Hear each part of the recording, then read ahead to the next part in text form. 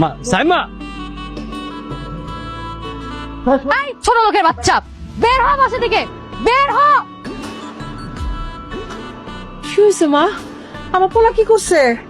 এই নিমুখ হারামের বাচ্চা আমার অবর্তমানে আমার বাবার সকল সম্পত্তি নিচে নামে লিখাই নিছে।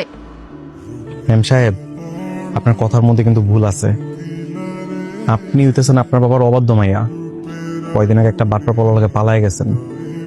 ওর জন্য রাগ করে খালুর সকল সহায় সম্পত্তি সজ্ঞানে আমার নামে লিখা দিছে। কেন তো আমার কোনো হাত নাই। এই ছোট লোকের বাচ্চা, বাবা দিল আর তুই নিয়ে নিলি? আমার ছোট লোক কোনো সাহস আপনার কেটা দিছে?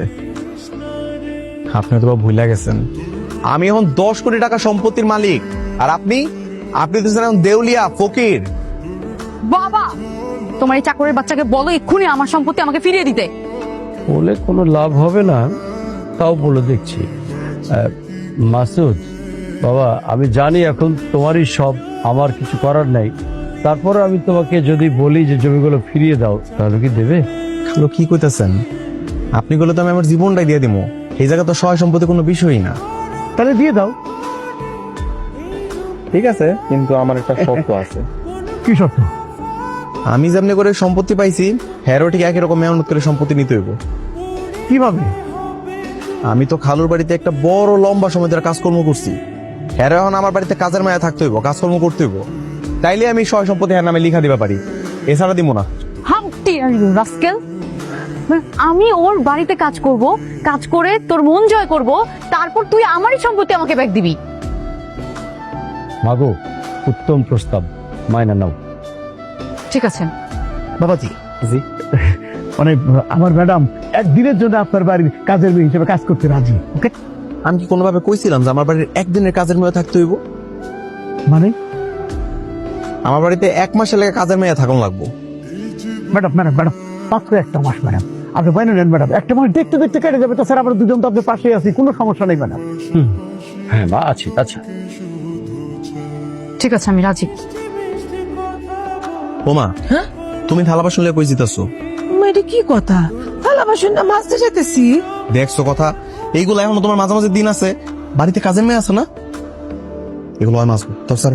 না, আরে ছাড়ো না মা। ও ম্যাম সাহেব, এদিকে আহেন।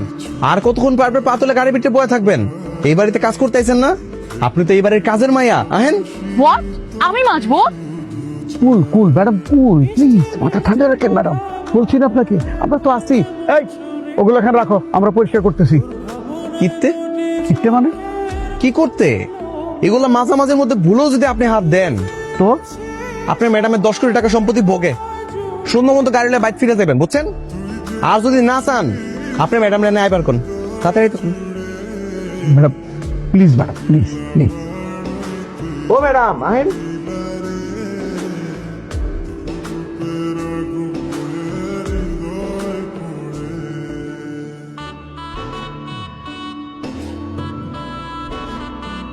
কি গো ম্যাম সাহেব, এই কয়টা জিনিস মাসে এতক্ষণ লাগে আপনার?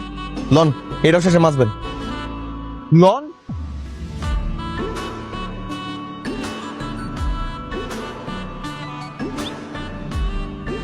আমি আমার হোল লাইফে এগুলো করি নাই, আর তুই আমার চাকর হয়ে আমাকে দিয়ে এগুলো করাচ্ছিস। সহ্য করার একটা লিমিট থাকে, আর সহ্য করব না। উকিল সাহেব, এই উকিল সাহেব, আপনি কই দলিল লয়েন?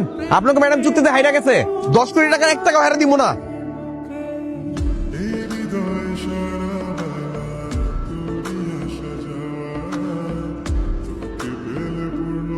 আবার এটা মাথা বসে গেলে গা।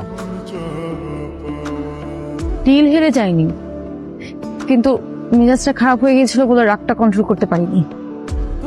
5 মিনিটের মধ্যে এটি শেষ করবেন, উড়ান তারও দেওয়া লাগবো। কি মাসুদ, কিছু বলবা? খালু, আমাদের বাড়িতে থাকতে আপনার কোনো অসুবিধা হইতেছে না তো? আরে না, কোনো অসুবিধা হচ্ছে না, বরঞ্চ খুব ভালো লাগছে আমার। আরে বাবা, আমি তো গ্রামেরই ছেলে, আমার শৈশব কেটেছে এখানে। পরে না হয় শহরে গিয়ে গাড়ি বাড়ি করেছি, আজকে আমার সেই শৈশব মনে পড়ছে। আচ্ছা, তাইলে তো ঠিক আছে। কিন্তু খালু, আপনার যদি কিছু লাগে আমরা কিন্তু মন খুলা কইবেন। তোমাকে বলবো কেন? তোমার এই কাজের মেয়েটাকে বলবো।